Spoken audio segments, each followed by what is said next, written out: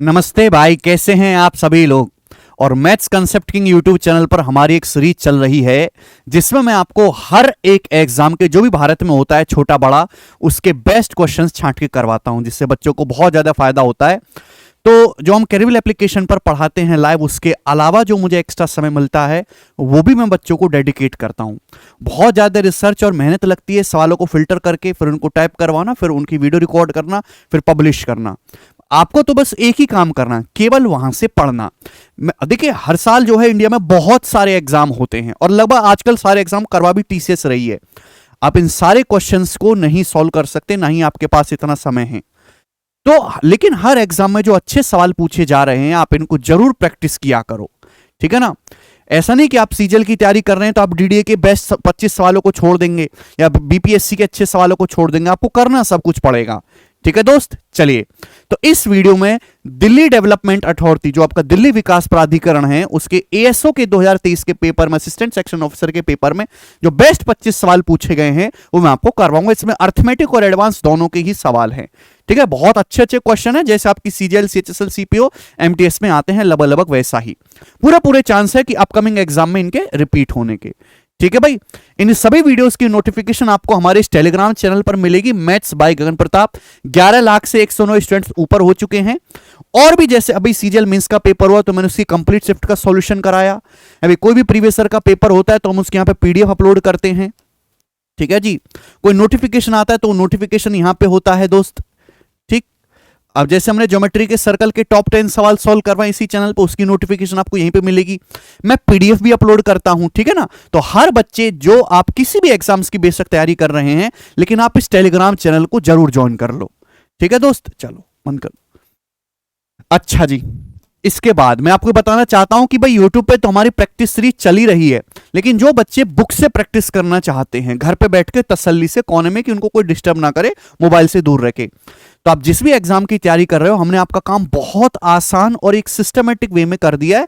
हिंदी और इंग्लिश दोनों ही माध्यम के स्टूडेंट्स के लिए अलग अलग एग्जाम की प्रैक्टिस किंग की सेपरेट बुक। आप सीएचएसएल की तैयारी कर रहे हैं तो सीएचएसएल के बेस्ट प्रीवियस ईयर के 3000 क्वेश्चन सॉल्व करो, बस शांति से रहो, कम पढ़ो और रिजल्ट का आउटपुट ज्यादा निकल के आएगा। जो बच्चे सीजीएल सीएचएसएल दोनों के पे फोकस कर रहे हैं तो प्री तो क्वालिफाइंग है, आपको मेंस में मैक्सिमम स्कोर करना है। इस बार का तो पेपर भी अच्छा आया है, तो आप इस प्रैक्टिस क्विंग बुक से, जिसमें मैंने पिछले 5 साल के टीसीएस ने जितने भी बढ़िया सवाल पूछे, सारे नहीं बच्चों, जो अच्छे क्वेश्चन पूछे गए उनको बुक की फॉर्म में डाल दिया है, अच्छे सॉल्यूशन के साथ। ऐसे सॉल्यूशन जिनको देख के आपको समझ भी आएगा और आपको ये भी फील नहीं होगा कि यार ये बहुत लेंदी है, ये तो किताबी सॉल्यूशन है, ठीक है जी। सीजीएल, सीपीओ, सीएचएसएल, सीजीएल सभी के लिए ओके। ये बुक अमेजन, फ्लिपकार्ट सभी पे अवेलेबल है, आप इनको ऑनलाइन ऑर्डर करके पढ़ सकते हैं, ठीक है ना। जिन बच्चों का कंसेप्ट बिल्कुल हिला हुआ है और उन्होंने बैच भी पूरा कर लिया लेकिन वो उन्होंने थ्योरी के नोट्स नहीं बनाए, जिन बच्चों के पास गणित की थ्योरी को रिवाइज करने का कोई सोर्स अवेलेबल नहीं है, वो इस ऑनलाइन मैथ्स कंसेप्ट किंग की जो है बुक से, इसमें गणित के सारे ही कंसेप्ट, अर्थमेटिक और एडवांस के थ्योरी, फॉर्मूला विद प्रूफ के साथ हिंदी और इंग्लिश में एक साथ लिखे हुए हैं। तो आप इस बुक को ऑनलाइन ऑर्डर करके आप यहां से अपने कंसेप्ट का रिवीजन करो। इससे आपको अलग से कोई नोट्स नहीं बनाना पड़ेगा और ये ऐसी छोटी पतली सी पॉकेट बुक है कि आप रास्ते में आते जाते कहीं भी खाते पीते यहां से अपने गणित के कंसेप्ट का रिवीजन कर सकते हैं दोस्त, ठीक है भाई। तो ये जानकारी मुझे देनी थी। कम पैसा खर्च करना है, कम से कम पढ़ना है, रिजल्ट ज्यादा से ज्यादा निकालना है, और जो खाली समय बचे वो खाली समय पे अपने ऊपर इन्वेस्ट करना है। मैं उस चीज को बिल्कुल सपोर्ट नहीं करता कि हम अपने जीवन का सारा समय पढ़ाई को दूसरों को ही देते रहे, अपने पर खुद ध्यान ही ना दे पाए। सबसे पहले अपना ध्यान देना जरूरी है जी भाई। सवाल नंबर 1 आपके सामने फेंक के मारूंगा, करके बताइएगा। एज इट इज सवाल मैं पहले भी करवा चुका हूं। जब एक वस्तु को उसके सेलिंग प्राइस के 33/40 पर बेचा जाता है तो 25% का लॉस होता है। यदि इसे इसके वास्तविक विक्रय मूल्य से 32% अधिक दाम पर बेचा जाएगा तो प्रॉफिट परसेंटेज कितना होगा? ऑप्शंस आपके सामने हैं, जवाब दीजिएगा। कौन करेगा मेरे प्यारे भाई? जवाब देंगे स्टूडेंट्स, हमें हर बालक से जवाब चाहिए। जब एक वस्तु को उसके एक्चुअल सेलिंग प्राइस के 33/40 में बेचा जाता है तो 25% का लॉस होता है। देखिए, चाहे प्रॉफिट या लॉस हो, हमेशा ही सीपी को बेस मान के निकाला जाता है। क्रिय मूल्य क्या होता है? 100%। 100% से ज्यादा में सामान बिकेगा प्रॉफिट है, कम में बिकेगा लॉस है।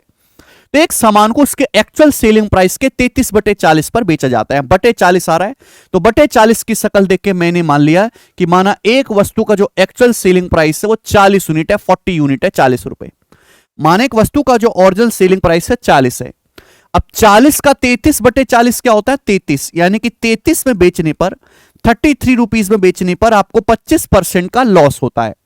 तो 100% के सामान पे बच्चों अगर आपको 25% का लॉस हुआ तो सामान बिका कितने में? 100 में से 25 घटाइए, सामान बिका है कॉस्ट प्राइस क्रय मूल्य के 75% में। 100% में 25% लॉस हुआ तो सामान सीपी के 75% में बिका। बोला यदि सामान को एक्चुअल सेलिंग प्राइस से 32% ज्यादा पर बेचा जाए तो प्रॉफिट परसेंटेज क्या होगा? भाई एक्चुअल सेलिंग प्राइस कितना हमने माना? 40। अब 40 से 32% ज्यादा क्या होता है? किसी भी संख्या को 32% बढ़ाओगे तो 132% हो जाएगा, और 132% का मतलब होता है मेरे दोस्तों 1.32, यानी कि सामान को ओरिजिनल सेलिंग प्राइस है 40, 40 से 32% ज्यादा यानी कि 40 के 1.32 में आप बेचोगे तो आपको कितना प्रॉफिट होगा मेरे प्यारे भाई? ये आपसे पूछा गया है, तो आपको ये निकालना होगा कि अगर आप सामान को 40 इंटू 1.3 में बेचोगे तो सामान कितने परसेंट में बिका। जवाब दो, केवल ये आपको सॉल्व करना है और कुछ भी नहीं है। आप कहोगे सर आपने इसकी गुणा करके क्यों नहीं लिखी? कि मैं नंबर्स के साथ बचपन से खेलता है, मुझे पता है 33 चौका 132। ये 132 क्या है? What is 132? आप कहोगे सर 33 का 4 गुना। सर 33 का 4 गुना 132 है, और ये 40 चौका 160 यानी कि 1.6 गुना है, 1.6 गुना। 33 का 0.04 फिर 40 से गुना तो 1.6 हो गया, तो इधर भी 1.6 होना चाहिए। आप बोलोगे हाँ जी सर बिल्कुल से। अब 75 का 1.6 कितना होता है भैया? 112 और 8 120%, यानी कि सामान को अगर ओरिजिनल सेलिंग प्राइस के 32% ज्यादा में बिकोगे तो सामान बिकेगा 120% में। आप बताओ सीपीएस 100%, अगर सामान 120% में बिका, कॉस्ट प्राइस से कितने ज्यादा में बिका?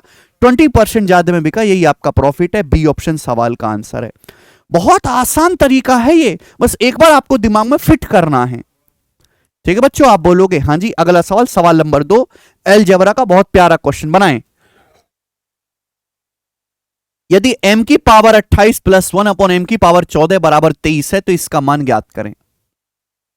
देखो m की पावर 28 को अगर मैं 14 से भाग दूंगा तो, हालांकि ये चीज दिमाग में की जा सकती है, तो क्या हो जाएगा? m की पावर 14, 28 को 14 से भाग देंगे, प्लस 1 अपॉन m की पावर 14 है, और बराबर क्या आएगा जी? राइट साइड में 23, यही आएगा। आप बोलोगे हाँ जी सर। ये आपको सवाल में दिया हुआ है, और आपसे पूछा क्या? ये क्या है बच्चे?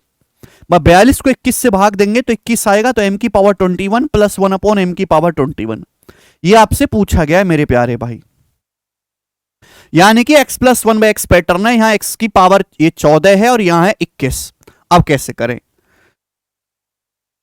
तो भाई 7 का 2 गुना है 14 है, 7 का 3 गुना 21। अगर मुझे सवाल सॉल्व करना है तो m की पावर 7 प्लस 1 अपॉन m की पावर 7 निकालना पड़ेगा। अगर क्वेश्चन सॉल्व करना है तो ये वैल्यूज निकालनी पड़ेगी कि नहीं? तो पावर 14 से पावर 7 में जाना है प्लस में, तो क्या तरीका है? 2 जोड़ के अंडर रूट ले लो भाई। 23 में 2 जोड़ के अंडर रूट ले लो 25, 25 का अंडर रूट 5, तो 5 आ जाएगा मेरे दोस्तों। नहीं समझे? कंसेप्ट ये है कि यदि आपके पास एक्स स्क्वायर प्लस 1/x² की है, अगर पावर 2 से पावर 1 में जाना है, प्लस है, तो भाई 2 जोड़ के अंडर रूट ले लो मेरे दोस्तों। क्या ले लेंगे? 2 जोड़ के अंडर रूट ले लो, रूट के प्लस 2। ठीक है ना, समझ में? और आपको अगर x माइनस 1/x निकालना है तो 2 घटा के अंडर रूट ले लो। क्या करेंगे फिर? 2 घटा के अंडर रूट ले लेंगे। आप बोलोगे हाँ सर रूट के माइनस 2, हालांकि प्लस माइनस आता है बट यहां प्लस है तो कोई दिक्कत ही नहीं, ये आ गया। अब पावर 7 से पावर 21 में जाना, क्यू भी तो है, ये x प्लस 1/x है, cube x cube plus 1x cube, क्या होगा? k क्यूब माइनस 3k, अभी k cube minus 3k formula है, तो 125 माइनस 15 यानी कि 110 सवाल का आंसर है पहला ऑप्शन। ठीक है ना, तो मैंने अभी आपको यहां पे कंसेप्ट भी समझाया। आप बोलोगे जी सर ये तो बड़ा अच्छा सवाल निकला। आगे चलेंगे भाई साहब, सवाल नंबर आएगा आपके सामने 3, देखते हैं कौन वाला किसको कर पाता है। पढ़ो, पार्टनरशिप का जबरदस्त क्वेश्चन। ए और बी ने 1/3 रेशियो 11/12 के अनुपात में कैपिटल इन्वेस्टमेंट करके पार्टनरशिप में प्रवेश किया। एक एक्टिव पार्टनर होने के नाते एक को ये ए आएगा, यहां पे ए आएगा। ए को वार्षिक लाभ में से 2.5 लाख रुपए मिले और बाकी लाभ उनके बीच उनके इन्वेस्टमेंट के रेशियो में बांटा गया। यदि ए को 1 साल के बाद कुल 5.7 लाख रुपए प्राप्त हुए हैं तो आपसे पूछा एनुअल प्रॉफिट में बी का हिस्सा क्या है। बहुत बेहतरीन सवाल। देखिए सवाल में कोई कैलकुलेशन नहीं है, केवल सवाल में हल्का सा लॉजिक है। दो लोग हैं ए और बी, ए और बी ने इस रेशियो में इन्वेस्टमेंट करके एक पार्टनरशिप शुरू की। 1/3 रेशियो 11/12, तो पूरे रेशियो को 12 से मल्टीप्लाई कर लेते हैं, 4/11। तो ए और बी ने 4/11 के रेशियो में, है ना, इस रेशियो में बिजनेस में पैसा डाल के पार्टनरशिप शुरू की। ए जो है एक एक्टिव पार्टनर है भाई, ए जो है बिजनेस में काम भी ज्यादा देखता है, ए एक्टिव पार्टनर है, तो उससे जो भी 1 साल में प्रॉफिट हुआ है, जो भी सालाना प्रॉफिट हुआ, उसमें से 2.5 लाख रुपए उसको अलग से दिया गया और बाकी पैसा जो है वो उनके बीच बांटा गया इन्वेस्टमेंट के रेशियो में। भाई ए और बी ने इस रेशियो में इन्वेस्टमेंट की है तो उनको प्रॉफिट भी इसी रेशियो में बांटा जाएगा, ए और बी को प्रॉफिट भी इसी रेशियो में बांटा जाएगा। समझ में आया? यदि ए को टोटल 5.7 लाख रुपए मिले 1 साल के बाद तो आपसे पूछा प्रॉफिट में, एनुअल प्रॉफिट में बी का शेयर क्या है। भाई ए को टोटल 5.7 लाख रुपए मिले 1 साल में ए को, लेकिन जिसमें से 2.5 लाख रुपए तो ऐसे हैं मेरे प्यारे भाई जो ए को काम करने की वजह से मिले, एक्टिव पार्टनर होने की वजह से मिले। यानी कि ए को एक्चुअल में इन्वेस्टमेंट करने की वजह से कितना पैसा मिला होगा, 3.2 लाख। ए को इन्वेस्टमेंट करने की वजह से कितना पैसा मिला होगा, 3.2। 2.5 लाख उसको एक्टिव पार्टनर होने की वजह से दिया गया, टोटल ए को 5.7 लाख मिला। आप बोलोगे हां जी सर, और ए और बी के बीच जो रिमेनिंग पैसा बांटा गया है वो 4/11 में बांटा गया है।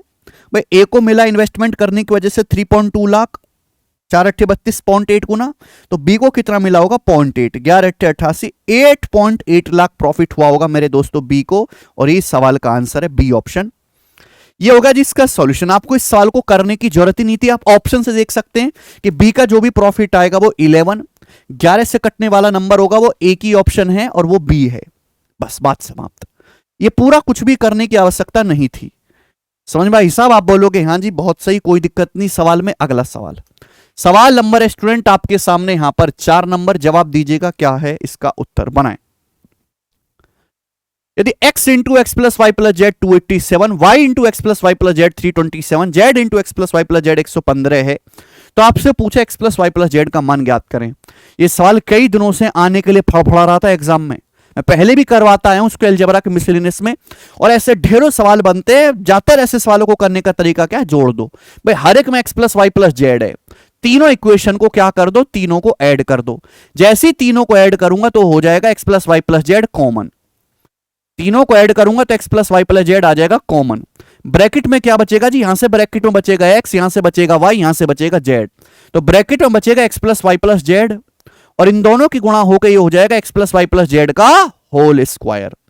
और बराबर राइट साइड में क्या आ जाएगा भाई, जब मैं तीनों को जोड़ूंगा तो राइट साइड में आएगा 287, 327, 115, 14, 5, 19, 9 और 1 हासिल, 9, 2, 11, 12, 2 हासिल 1, 3, 3, 6, 7, 729। तो x plus Y plus Z का होल स्क्वायर 729 है, तो अंडर रूट लेंगे तो कितना आएगा, 27। ठीक है ना, पॉजिटिव वैल्यू दे रखी है तो आप ऑप्शन के हिसाब से पॉजिटिव लेंगे, सी ऑप्शन आंसर हो गया, बात समाप्त। आगे चलेंगे, नेक्स्ट क्वेश्चन बनाओ। एक कंटेनर को भरने के लिए 2 ट्यूब सफेद और नीले की आवश्यकता है। सफेद ट्यूब को कंटेनर को भरने में 12 मिनट लगते हैं, नीली ट्यूब को इस कंटेनर को भरने में 14 मिनट लगते हैं। कंटेनर को तीसरी ट्यूब जो कि पीली है 8 मिनट में खाली किया जा सकता है। सभी ट्यूब एक ही समय में खोल दी जाएं तो 7 मिनट के अंत में कंटेनर का कितना हिस्सा खाली रह जाएगा 7 मिनट में। बहुत अच्छा सवाल, जबरदस्त क्वेश्चन, बनाएं। 2 tubes white and blue are required to fill a container. एक कंटेनर को भरने के लिए 2 ट्यूब लगाई गई हैं, व्हाइट और ब्लू। व्हाइट ट्यूब भर सकती है भाई पूरे कंटेनर को 12 मिनट में, जबकि ब्लू ट्यूब भरेगी 14 मिनट में भरने वाली है। और एक कंटेनर में तीसरी ट्यूब भी लगी है येलो कलर की तीसरी ट्यूब है जो 8 मिनट में खाली कर सकते मेरे दोस्त, खतरे की घंटी है, खाली कर सकते, ऊपर डॉट लगा दो। बोला 7 मिनट तक तीनों ट्यूब खोली गई हैं, कितना हिस्सा कंटेनर का खाली रह जाएगा। तो 12, 14, 8 तीनों से कटने वाला नंबर 56, और 3 भी जाएगा भाई 168 आएगा भाई। 14 8 ये तो आपका 56 ही हो जाएगा। 12 में 3 भी आ रहा है तो 3 से गुणा 168 आएगा। मैंने कंटेनर की कैपेसिटी मान ली। तो भाई इसकी एफिशिएंसी कितनी आ जाएगी 14, इसकी एफिशिएंसी आ जाएगी मेरे दोस्तों 12 और इसकी एफिशिएंसी आ जाएगी 8 से मेरे दोस्तों 21। तो आप बताओ तीनों ट्यूब मिलकर 1 मिनट में कितना भरेंगी? तीनों ट्यूब मिलकर 1 मिनट में, तीनों को ऐड कर देंगे 14 12 26 और -21 5, यानी कि तीनों ट्यूब मिलकर 1 मिनट में 5 यूनिट भरेंगी। टें टें टें, तीनों को जोड़ूंगा 14 -21 -7 12 -7 5, 1 मिनट में तीनों जो है 5 यूनिट भरेंगी। तो 7 मिनट में कितना भर जाएगा भाई? 7 मिनट में मल्टीप्लाई भाई ये, तो इतना फिल हो जाएगा मेरे प्यारे भाई। 168 में से 7 मिनट, 1 मिनट में तीनों ट्यूब 5 यूनिट भरते हैं, 7 मिनट में कितना भर देंगी भाई? Multiply by 7। तो टोटल 168 में से, टोटल तो 168 है ना, भर कितना गया मेरे दोस्तों? ये भर गया। तो 7 से 168 चला जाएगा 24 बार, 24 7 168, 5/24। तो 5/24 पार्ट टैंक भर जाएगा। लेकिन पूछा क्या, खाली कितना रह जाएगा? तो भाई 19/24 खाली रह जाएगा। C option. भाई टोटल टैंक तो 1 होता है ना, 1 में से 5/24 भर जाएगा, तो बाकी इसमें से घटा दो 24 - 5, 19/24 आपका टैंक खाली रह जाएगा। और ये आंसर हो गया। आप बोलोगे सर मस्त सवाल, चोखो से। सवाल number 6, what will be the शेषफल व्हेन दिस डिवाइडेड बाई 57? इसको 57 से भाग लगाइएगा तो कितना उत्तर पाइएगा बताएं?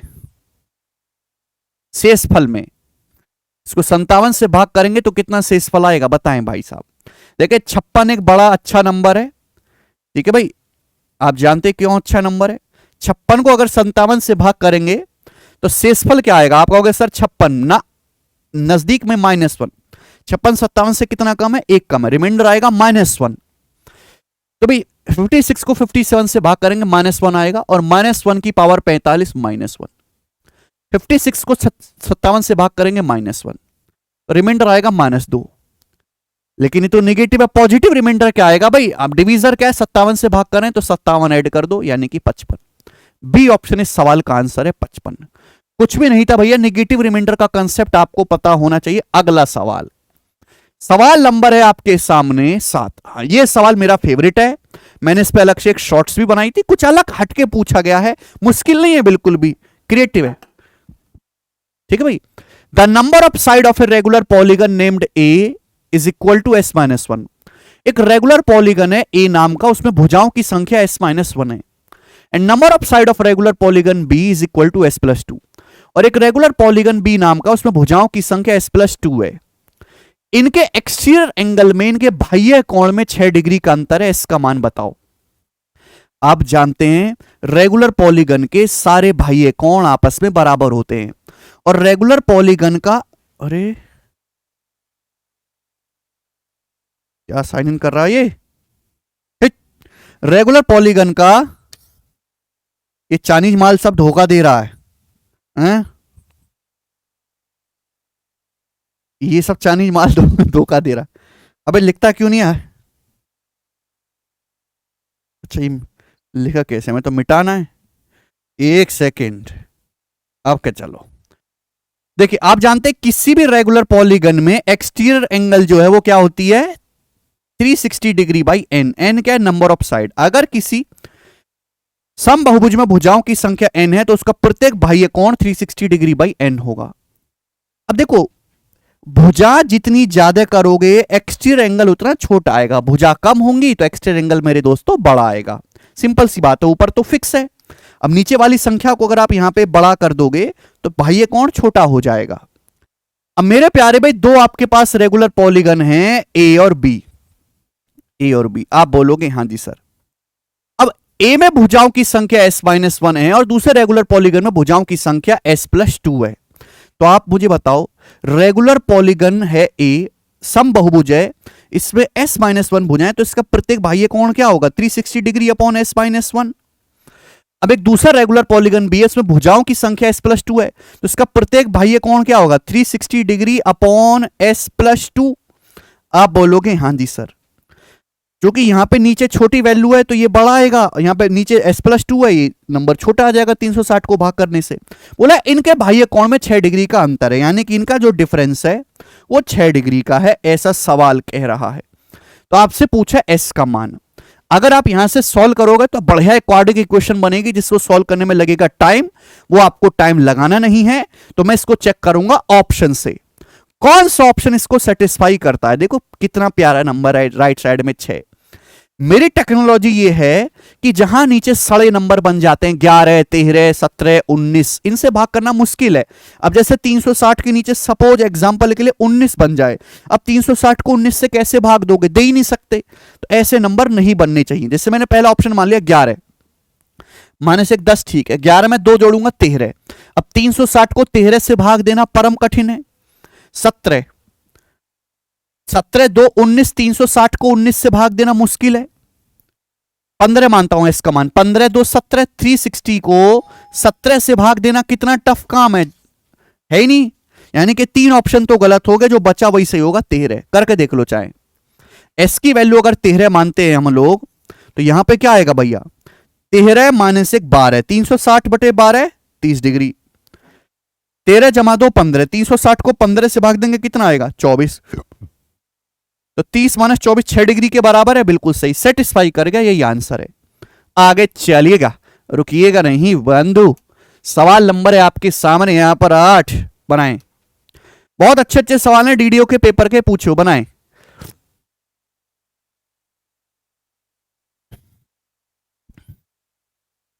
विकास और राजू के आय विवरण में वर्ष 2020 में उनकी इनकम का अनुपात 5:4 था, साल 2020 में। तो साल 2021 में विकास की आय का अनुपात 2020 में 3:5 है। राजू की आय का साल 2021 में और 2020 में अनुपात 3:2 है। साल 2021 में विकास और राजू की आय का योग 10,242 है। तो साल 2020 में राजू की आय ज्ञात करिए। साल 2020 में 2 लोग हैं भाई, 2 लोग हैं, विकास और राजू। कहानी चलेगी 2 साल की। यह है ईयर 2021 और यह है ईयर 2020। 2 लड़का लोग हैं, विकास राजू। बहुत अच्छा सवाल है, थोड़ा उल्टा लिखा गया है यहां पर। बोला है विकास और राजू की आय का जो है विवरण वर्ष 2020 में 5:4 था। 2020 में उनकी इनकम का रेशियो कितना था 5:4। ये 2020 का दिया है 5:4। ऊपर नीचे लिख लेते तो ज्यादा ठीक रहता, चलो कोई दिक्कत नहीं।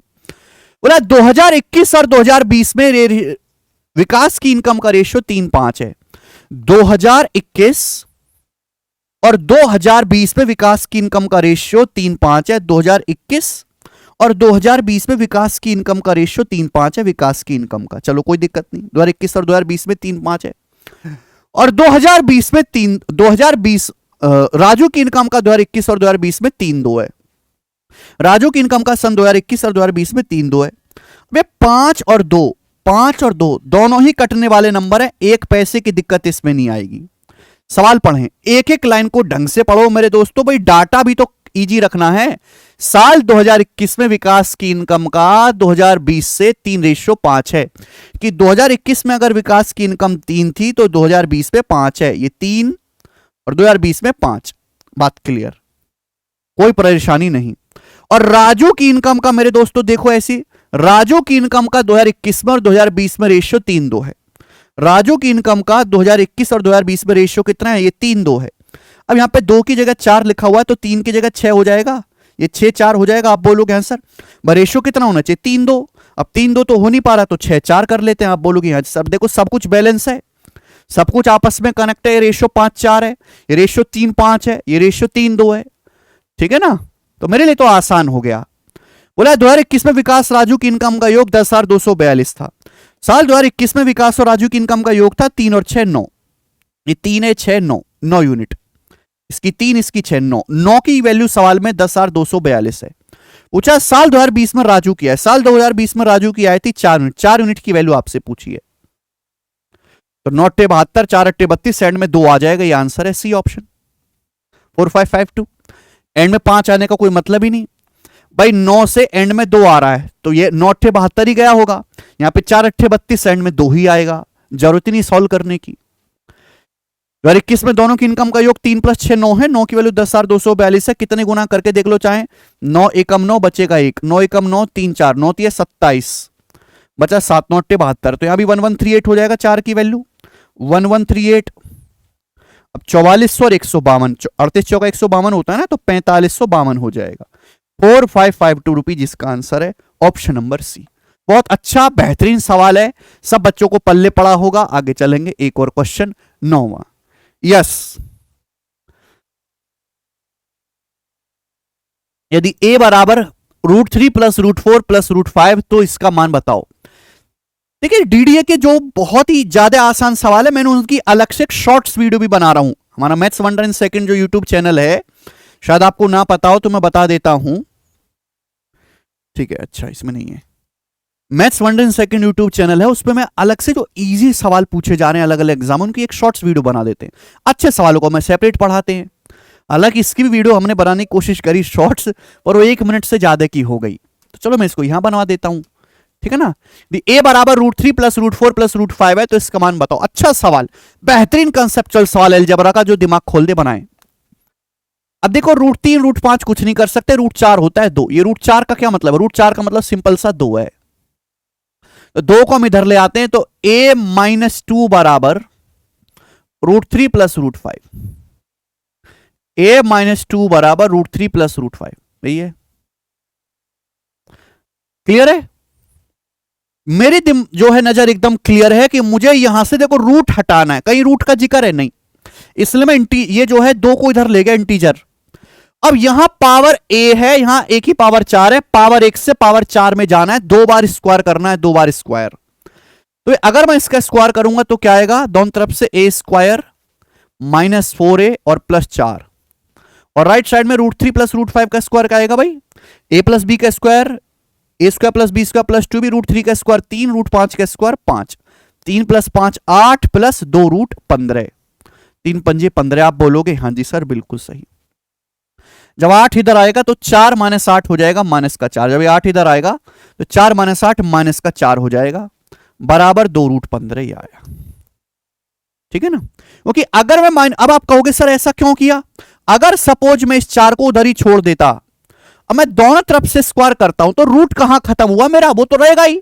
a² + b² + 2 है, फिर भी रूट आएगा, तो रूट ना आए इसलिए मैं इंटीजर को इधर ले आता हूं। बात समझ में आई? अब दोनों तरफ से स्क्वायर करूंगा, रूट आएगा ही नहीं, तो मेरी नजर सवाल और ऑप्शन पे दोनों पे रहती है। अब दोनों तरफ से स्क्वायर करना है, तो आप जानते भाई a + b + c का स्क्वायर, हालांकि जरूरत नहीं है। जो समझदार बालक हैं, जो बहुत समझदार बालक हैं, देखो यहां a है, यहां a है, मैं स्क्वायर करूंगा तो फॉर्मूला लगेगा a + b + c का square, a² + b² + c² + 2ab + 2bc + 2ca, और सारा a का माल सेट होके, a का जितना भी माल है सेट होके ये बन जाएगा, सेट होके अपने आप।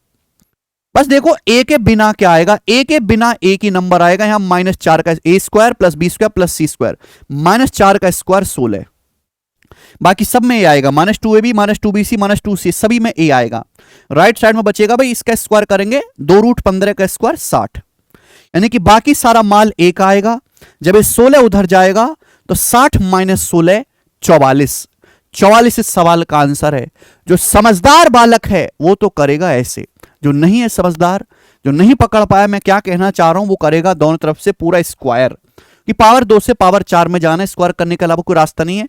a + b + c दिखाई दे रहा है, इसका square a² + b² + c², a² का स्क्वायर a की पावर 4 प्लस इसका स्क्वायर क्या हो जाएगा? 16², ठीक है, इसका स्क्वायर +16। अब माइनस का 2ab, सॉरी +2b कितना आएगा? 2 चौक 8 a³ प्लस 2bc, इन दोनों की गुणा माइनस माइनस प्लस, 2 चौक 8 चौक 32, 32 से प्लस 2c, इनकी गुणा भाई माइनस का 4a² है तो 4 दूनी 8, माइनस का 8a², और बराबर राइट साइड में 60। अब आप खुद ही देखो भाई क्या हो गया? a की power 4 16a² -8a² plus 8a² हो गया, ये माइनस का 8a³ हो गया, ये प्लस का 32a हो गया, और यहां बचा जी 16, 16 इधर बचा उधर चला जाएगा, 60 - 16 जो कि हो जाएगा 44। यही देखो a की power 4 -8a³ plus 8a² plus 32 से, मुझे इतनी बात गारंटी है कि पावर 2 से पावर 4 में जाना है तो दोनों तरफ से करना है वर्ग, और जब मैं दोनों तरफ से करूंगा स्क्वायर तो भाई ए वाली चीज अपने आप सेट होके ये बनेगी बनेगी। तो मुझे इस ए वाली चीज पे लिखना क्यों, मुझे इसको ध्यान देना क्यों? मैं ध्यान देता केवल इस 16 पे, क्योंकि ये जो बचता है उधर जाता, और जब उधर जाता तो 60 माइनस 16 क्या होता? 44। आंसर वो एक ही ऑप्शन में था, बाकी लिखने की जरूरत ही नहीं है। ये तरीके हैं सवालों को पेपर में जल्दी करने के। सवाल नंबर है बेटे 10 आपके सामने, बताएं, करो।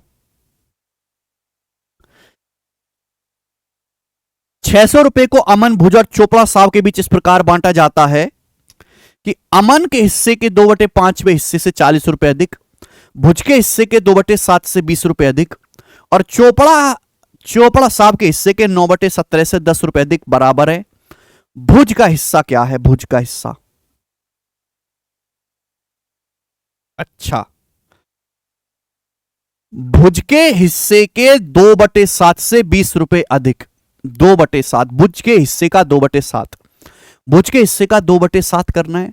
2/7 तभी हो पाएगा जब भुज का हिस्सा 7 का मल्टीपल हो। 7 का मल्टीपल सवाल में एक ही ऑप्शन ही आंसर हो जाएगा, बात समाप्त, ए ऑप्शन, जरूरत ही नहीं। जैसे भाई अगर आपको इस सवाल सॉल्व करना है, मैं आपको बताता हूं कैसे करेंगे। जैसे 600 रुपए को बांटा गया, अमन को ए मिला, भुज को बी मिला, चोपड़ा साहब को सी मिला, तो बोला अमन के हिस्से के 2/5, अमन के हिस्से का 2/5 से 40 रुपए ज्यादा है, किसके बराबर है?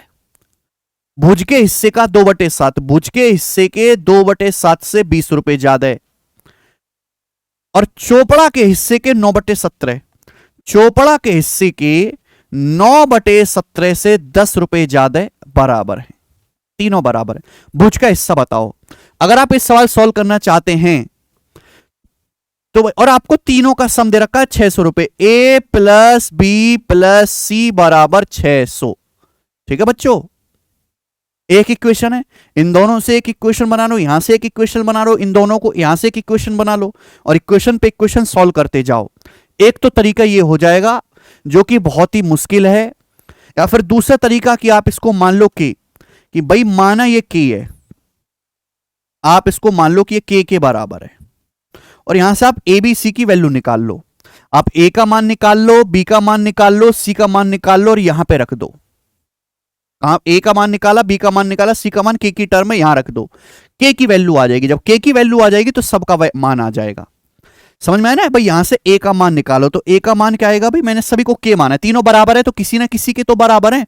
40 उधर जाएगा, के माइनस 40 गुणा 5/2। बी का मान किसके बराबर है? बी का मान के माइनस 20 गुणा 7/2। सी का मान किसके बराबर है? सी का मान आएगा भाई के माइनस 10, और 9/17 उधर जाएगा गुणा 17/9। अब यहां से तीनों का सम 600 कर दो, तीनों को जोड़ के 600, के की वैल्यू आ जाएगी। जब के की वैल्यू आ जाएगी मेरे दोस्तों, फिर आप कुछ भी निकाल सकते हो, पर यह भी टाइम टेकिंग प्रोसेस है, लेकिन ऑप्शन से करना सबसे आसान है। ये सब कुछ नहीं करना आपको, बेसिक मैंने आपको बता दिया कि बी का हिस्सा ऐसा होना चाहिए जो 7 से कटने वाला हो। 7 से कटने वाला नंबर 280 है। अगर मैं बी का हिस्सा 280 मानता हूं, 280 देख लो चाहे, 280 को 7 से भाग करूंगा तो कितना आएगा? 40। 280/7 40 दूनी 80 प्लस 20 100, ये 100 आ गया। ये टोटल कितना आ गया? 100। अगर मैं बी को 280 मानता हूं तो टोटल 100 आ गया, 100। अगर बी 280 आया तो यहां से सी का मान कितना आएगा? 100 माइनस 10 90, 90 9 से कटेगा 10 बार, सी की वैल्यू आएगी 170, सी की वैल्यू 170 आएगी। ए का मान क्या आएगा भाई?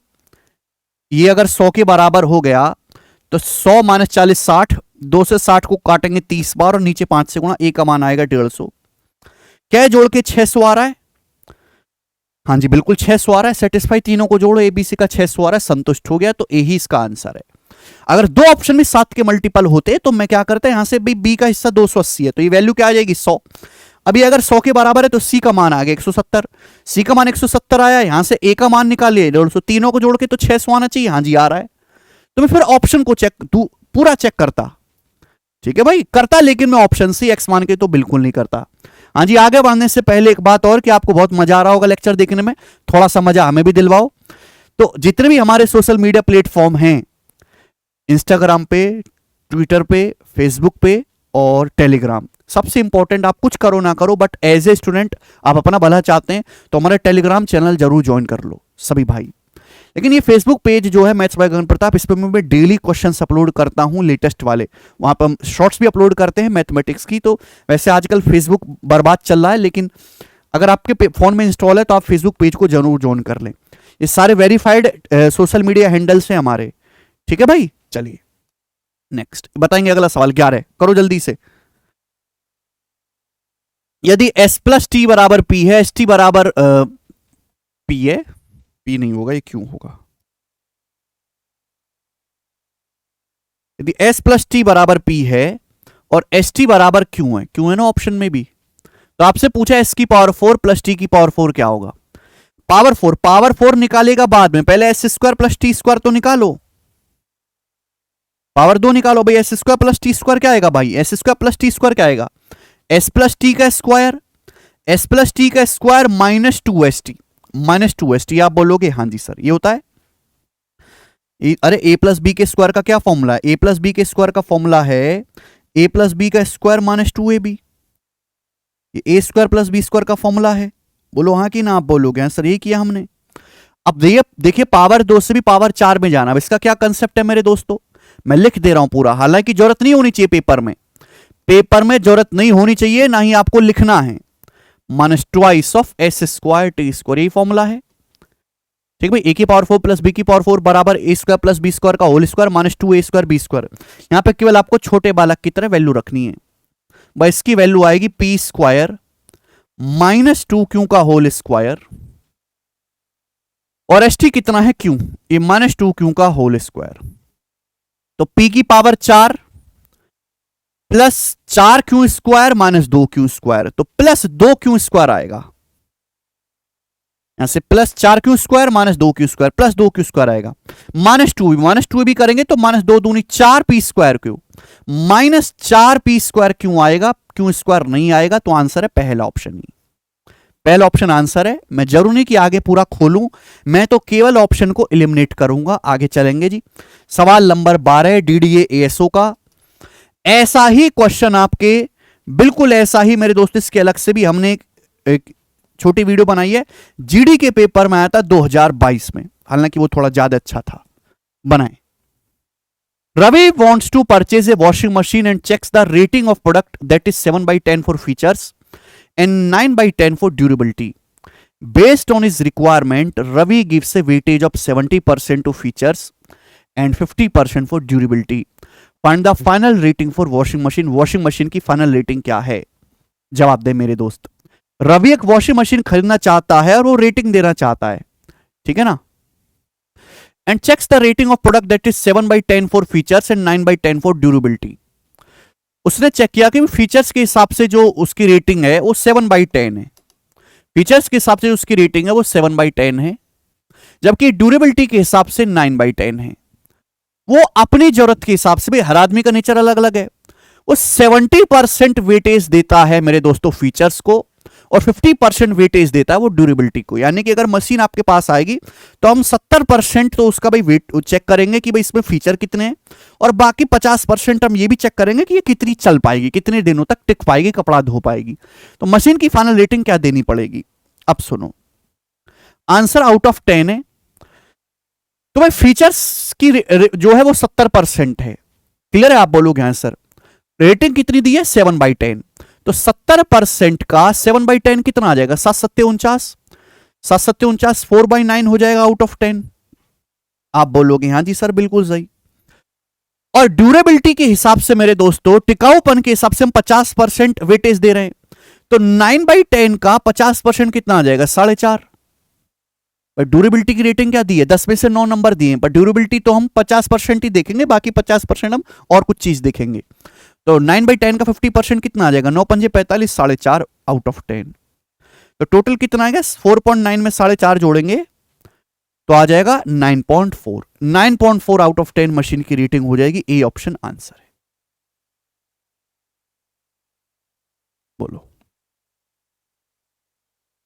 बढ़िया सवाल है मेरे दोस्तों, जबरदस्त क्वेश्चन। आगे चलेंगे नेक्स्ट, सवाल नंबर है 13, जवाब दीजिएगा क्या आंसर है। एक टीवी और रेफ्रिजरेटर प्रत्येक 1200 में बेचा गया, टीवी को 20% के लॉस पर, रेफ्रिजरेटर को 10% के लाभ पर। कुल प्रॉफिट या लॉस परसेंटेज बताओ। आप इस सवाल को फॉर्मूला से भी कर सकते हो, सेम सेलिंग प्राइस का आप इसको रेशियो से भी कर सकते हो। एक टीवी और रेफ्रिजरेटर दोनों को 1200 में बेचा गया प्रत्येक को, यानी कि same selling price, same selling price. यहां पे डाटा बहुत आसान है, मैं रेशियो से करके बताता हूं आपको। रेशियो से भाई ये सीपी है, ये एसपी है। टीवी को बेचा गया 20% के लॉस पर, 20% की फ्रैक्शन वैल्यू 1/5, यानी कि 5 का टीवी है तो 4 में बिका। रेफ्रिजरेटर को बेचा गया 10% के प्रॉफिट पर, 10% की फ्रैक्शन वैल्यू 1/10, यानी कि 10 का टीवी है तो 11 में बिका, प्रॉफिट है ये। दोनों का सेलिंग प्राइस सेम होना चाहिए, बट भैया यहां तो दोनों ही टीवी रेफ्रिजरेटर को प्रत्येक को 1200 में बेचा गया, या सेलिंग प्राइस 4 है या 11, गलत बात है। 4 11 को सेम करने के लिए मेरे दोस्तों ऊपर 11 से गुणा, नीचे 4 से गुणा। क्लियर है? आप बोलोगे हाँ सर। तो दोनों का टोटल सीपी क्या आ गया भाई? दोनों का टोटल सीपी, ये 11 पंजे 55 और ये 4 दुसाम 40। भाई इसका हो जाएगा 11 की 5 में गुणा 55, उसके 4 की 10 में गुणा 40। तो दोनों आर्टिकल का जो टोटल सीपी है वो है 95। ओवरऑल क्या हुआ भाई? यहां पे आपको 5 का समान 4 में तो 1 का लॉस है, माइनस यहां 11 का लॉस है, यहां 1 इंटू 4, यहां 4 का प्रॉफिट है मेरे दोस्तों। अभी 55 से 44 11 का लॉस है, या 40 से का सामान 44 में बिका, 4 का प्रॉफिट है। यहाँ 11 का लॉस है, 4 का प्रॉफिट है, तो टोटल क्या हुआ? 11 4, ये -11 + 4 -7, तो आपको 7 यूनिट का नुकसान हुआ 95 पर। और परसेंटेज में कितना? इंटू 100% ही आ जाएगा। 700/95, यानी कि 7 से हल्का सा ज्यादा आएगा, 7 से हल्का सा ज्यादा आएगा। ठीक है ना? अब जैसे अगर हम इसको 5 से भी काटे तो 20/19 हो जाएगा मेरे दोस्तों। ठीक है ना? 140 को अगर हम 19 से भाग देंगे तो 19 7 133, approx 7 point something, C option, approx 7 point something आएगा 140/19। ये हमने रेशियो से किया, इसका फॉर्मूला भी है, वो मैं कई बार बता चुका हूं, पर डाटा आसान था तो आज मैंने आपको रेशियो से भी सिखा दिया। 14वां सवाल, सिंप्लीफाई करो भाई, इसको सरल करके बनाओ, क्या आएगा? इसको सरल करके बताएंगे क्या आएगा, बनाएं। अच्छा जी, A B C D 4 option है। देखो आप यहां पे वैल्यू पुटिंग भी कर सकते हैं, ऐसी कोई बात नहीं है, पर देखो मैं आपको कंसेप्ट बताना चाहता हूं, ये चीज आजकल काफी पॉपुलर हो रही है अलजेब्रा में। आप बताओ a प्लस बी के होल क्यूब में अगर मैं a माइनस बी का होल क्यूब ऐड करता हूं तो क्या आएगा भाई? ये आएगा ट्वाइस a ब्रैकेट में a स्क्वायर प्लस 3b² करके देखना, यही आएगा। ट्वाइस a ब्रैकेट में a स्क्वायर प्लस 3b²।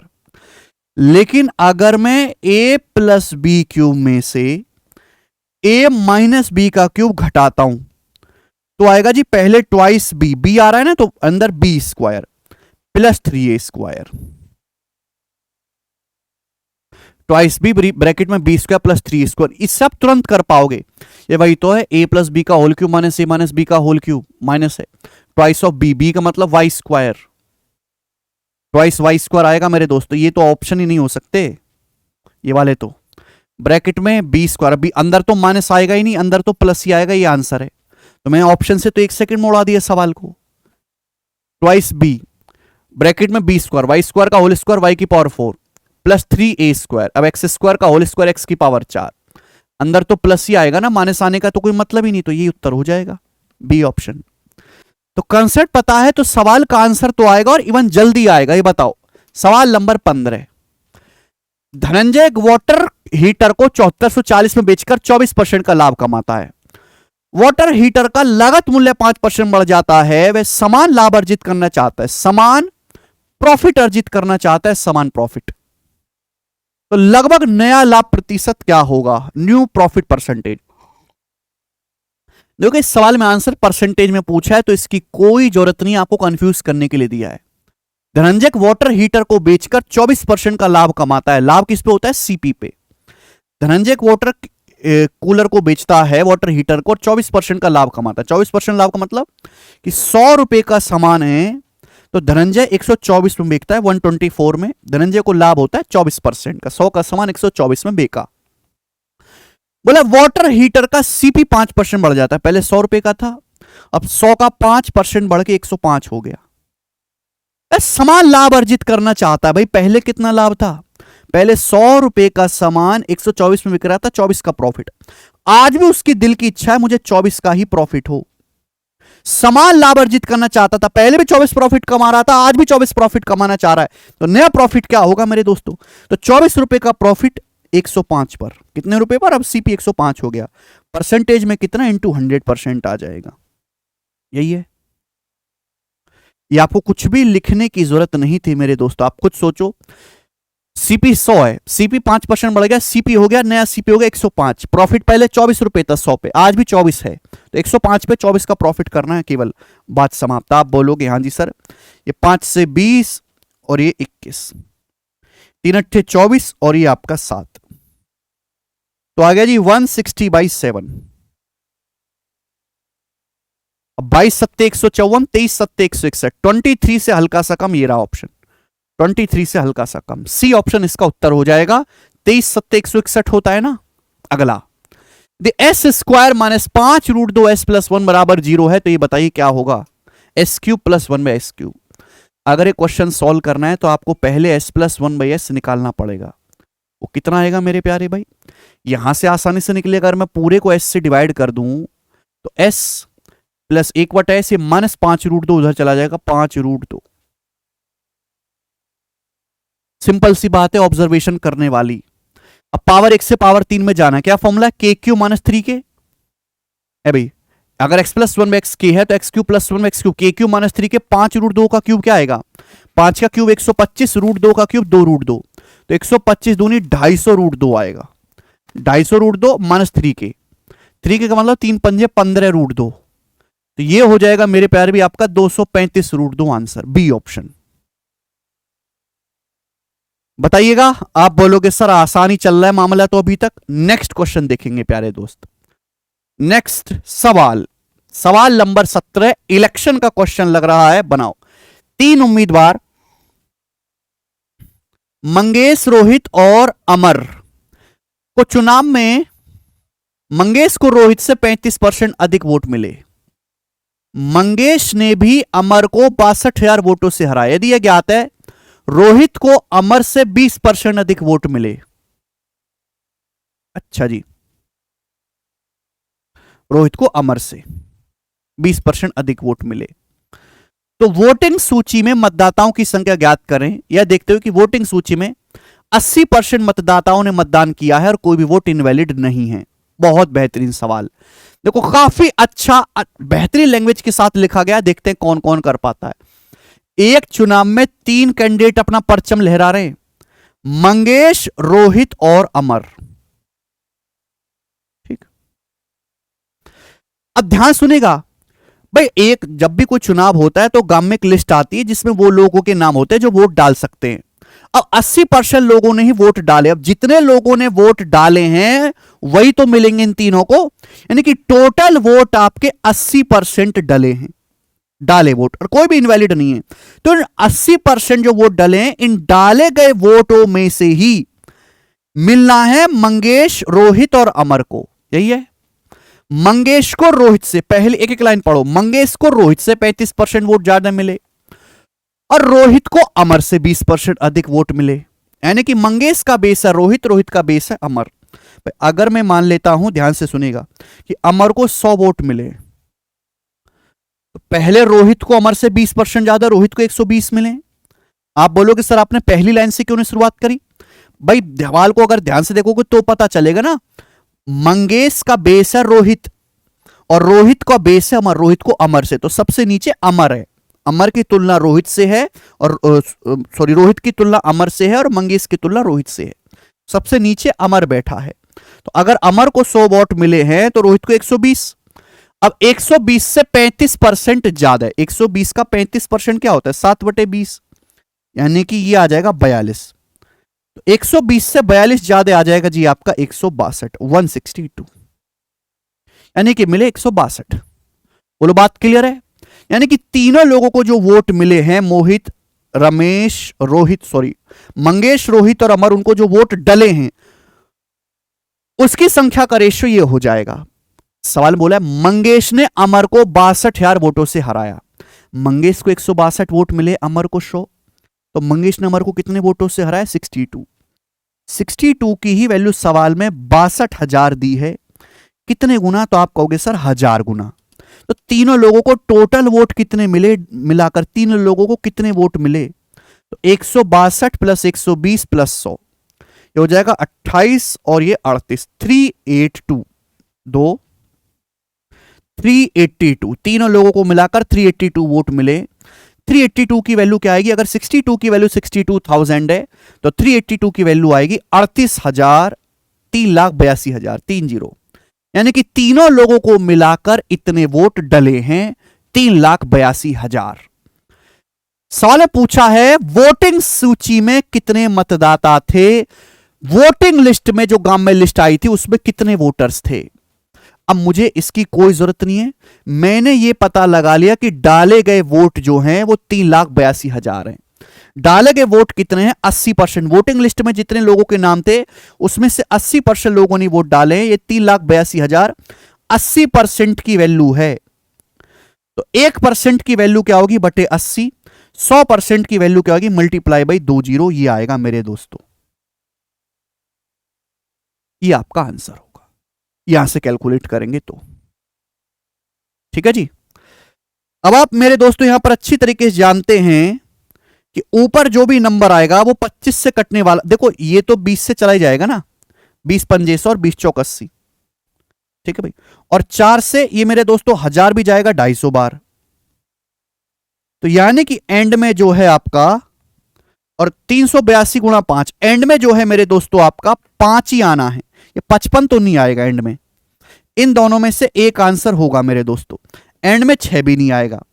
अब 8500 है जो है मेरे दोस्तों, 85 4785 85 नहीं आएगा एंड में, क्योंकि ये आ रहा है एंड में 25। तो 2500 ये आएगा, 250 की 5 पे गुणा करेंगे 1250, उससे कटने वाला नंबर आएगा 8500 नहीं 75।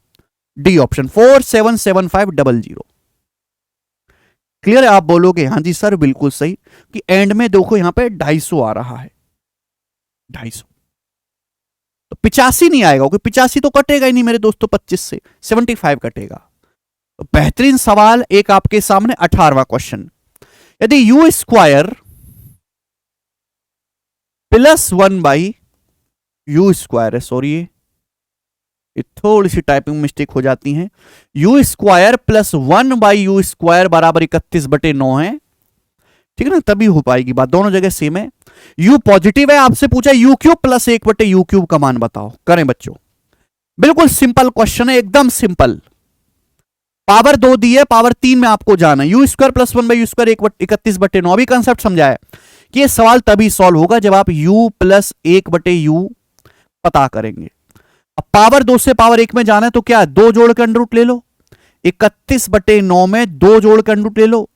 31 प्लस 18 49, 49/9 का अंडर रूट, ये 49 हो जाएगा। 31 प्लस 18 49/9 का अंडर रूट 7/3। ये 7/3 आ गया मेरे दोस्तों। और आपसे पूछा है भाई साहब ये तो के क्यू माइनस 3k, भाई ये के आ गया।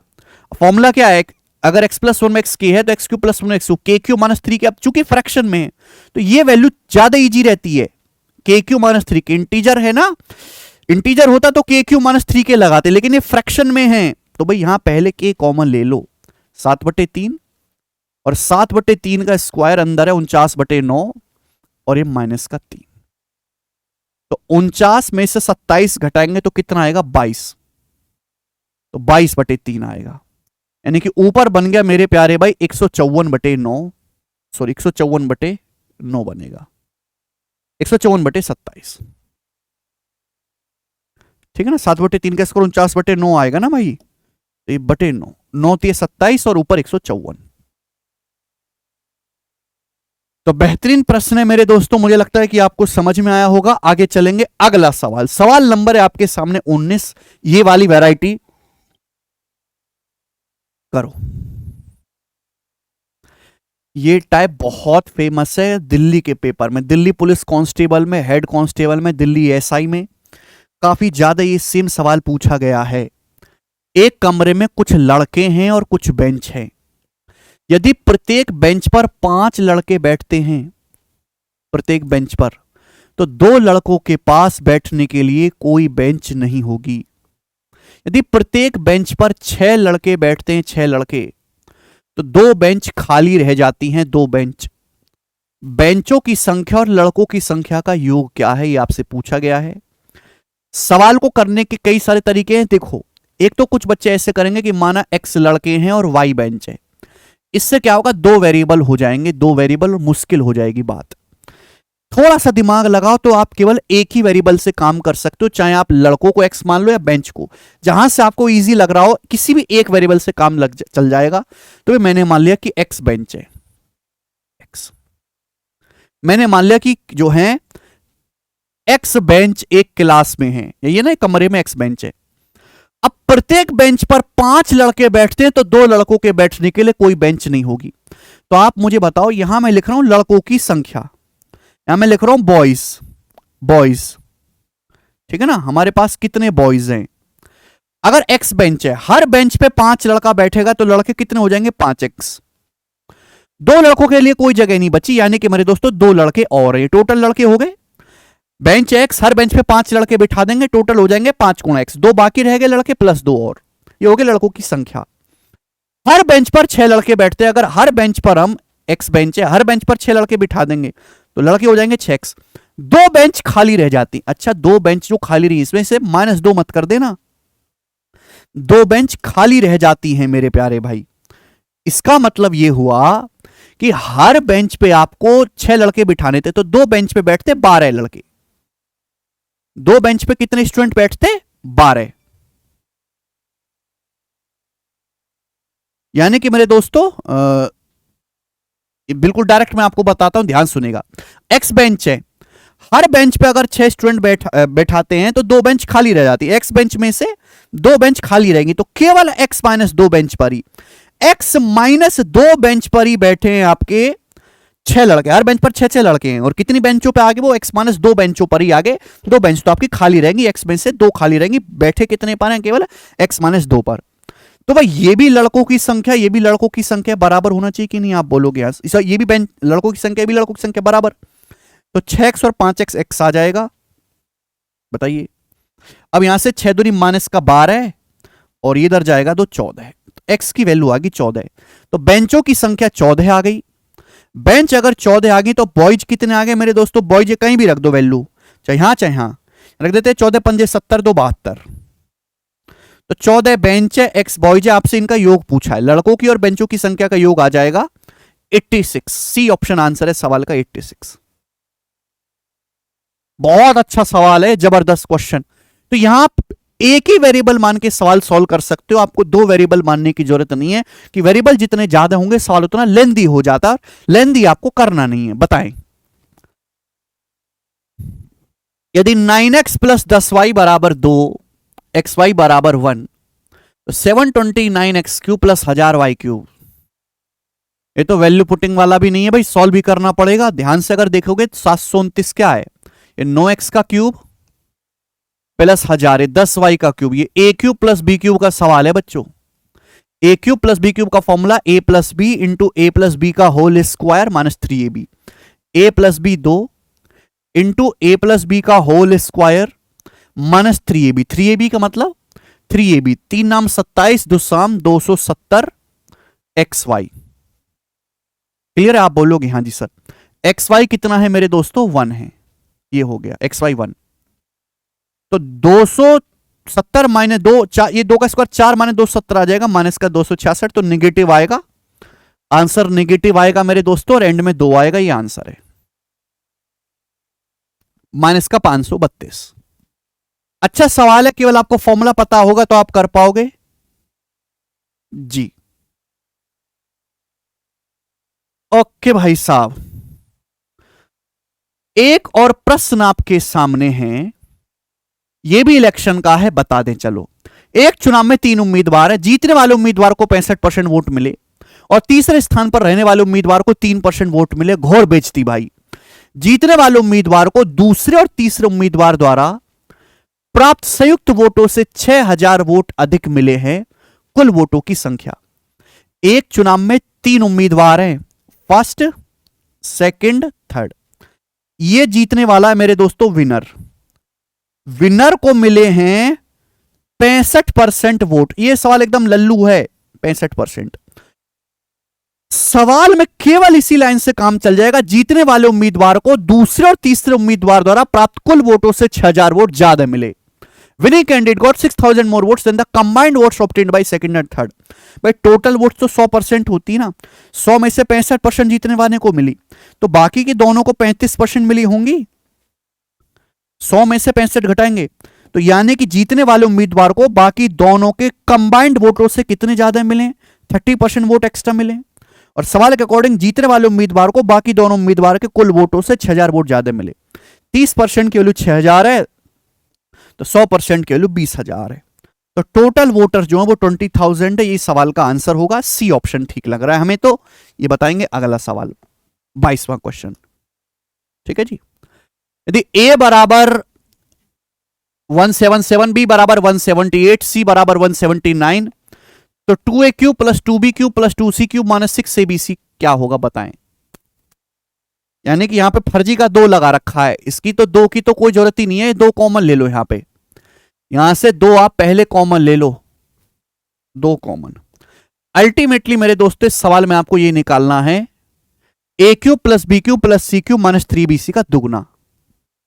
चलो बताइए, ऐसा नहीं कि यहां एबीसी की वैल्यू रखने लगे, ऐसे तो कभी जिंदगी में आंसर नहीं आएगा। ये जो तीनों नंबर हैं एबीसी अर्थमेटिक प्रोग्रेशन में समांतर श्रेणी में, और यहां कॉमन डिफरेंस जो है वो 1 1 का गैप है।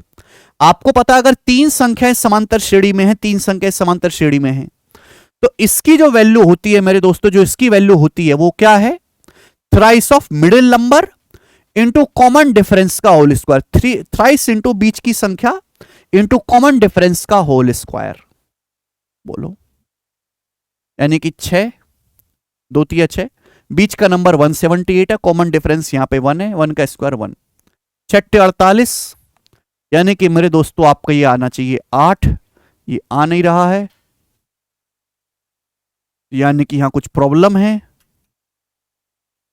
Twice into thrice 3bd square,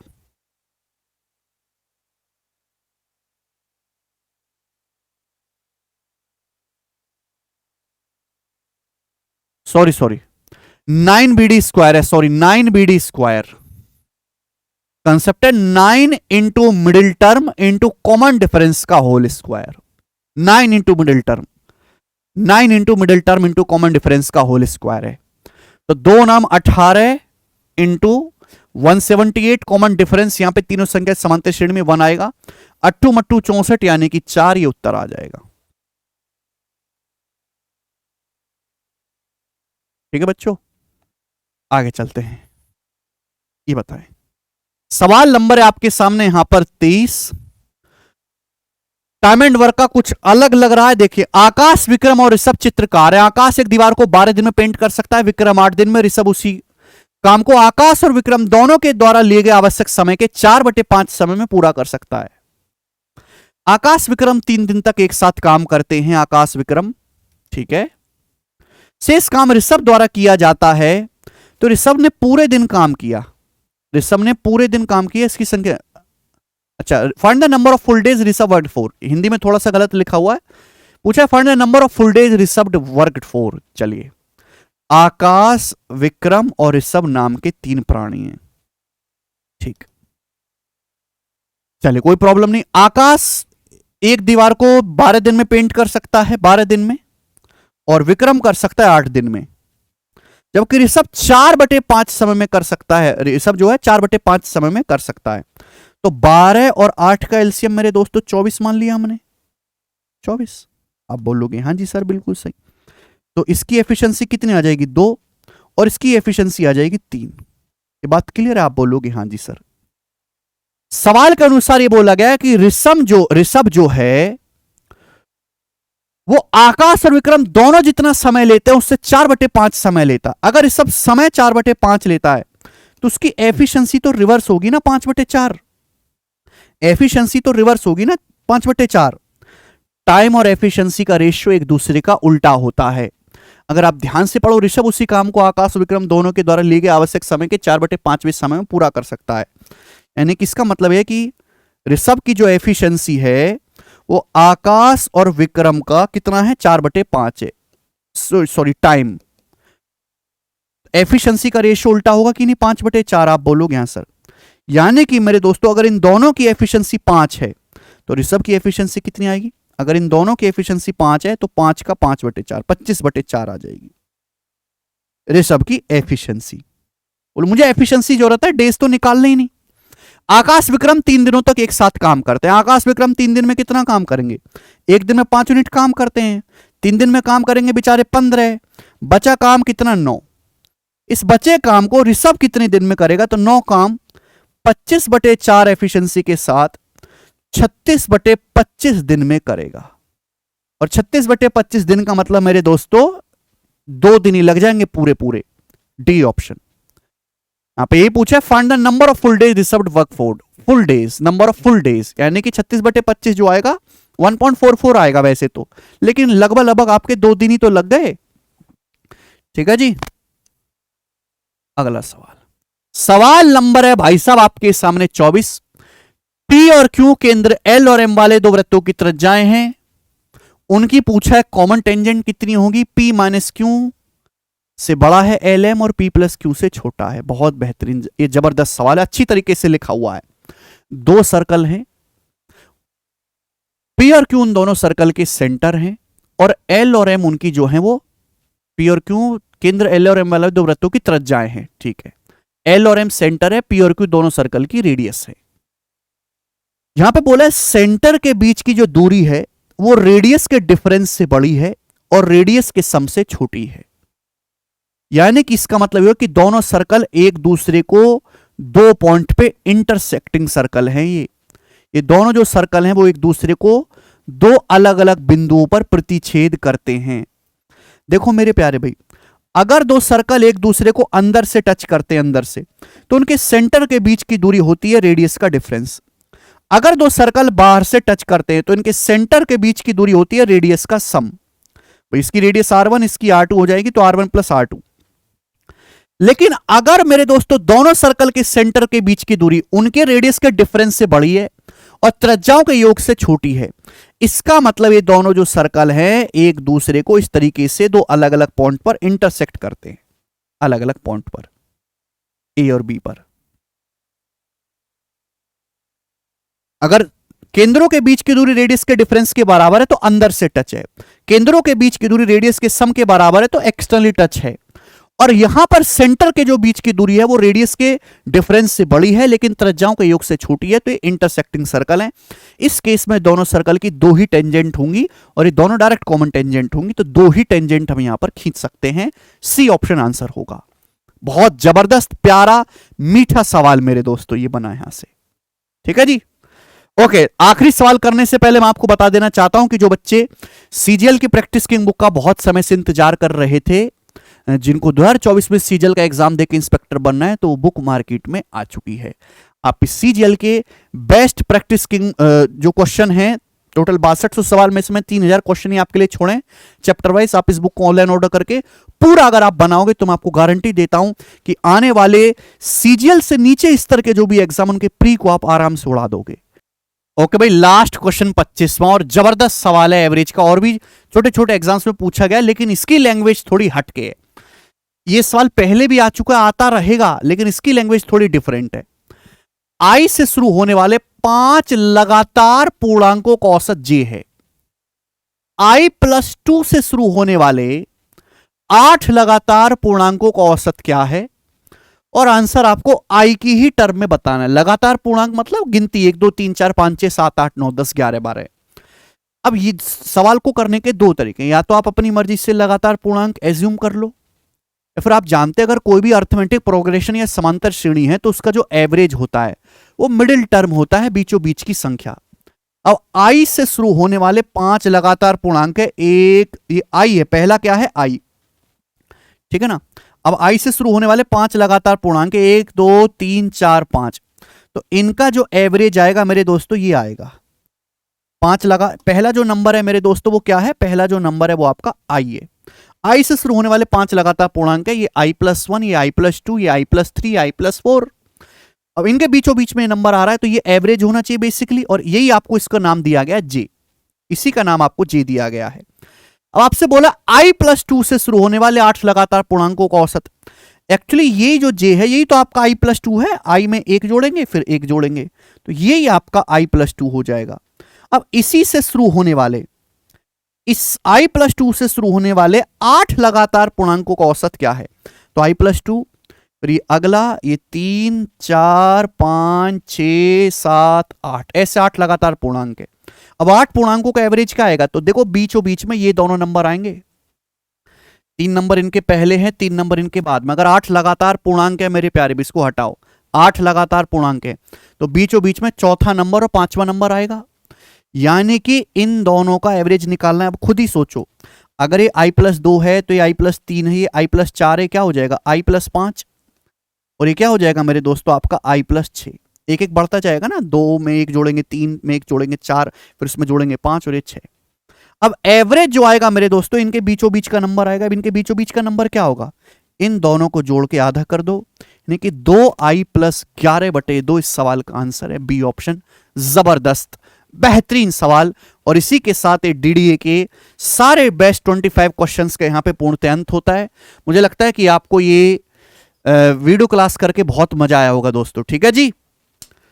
चलिए, आप और किसी एग्जाम का सॉल्यूशन अगर देखना चाहते हैं हमारे इस यूट्यूब चैनल पर तो आप कमेंट में मुझे जरूर बताएं, ठीक है भाई। चलिए।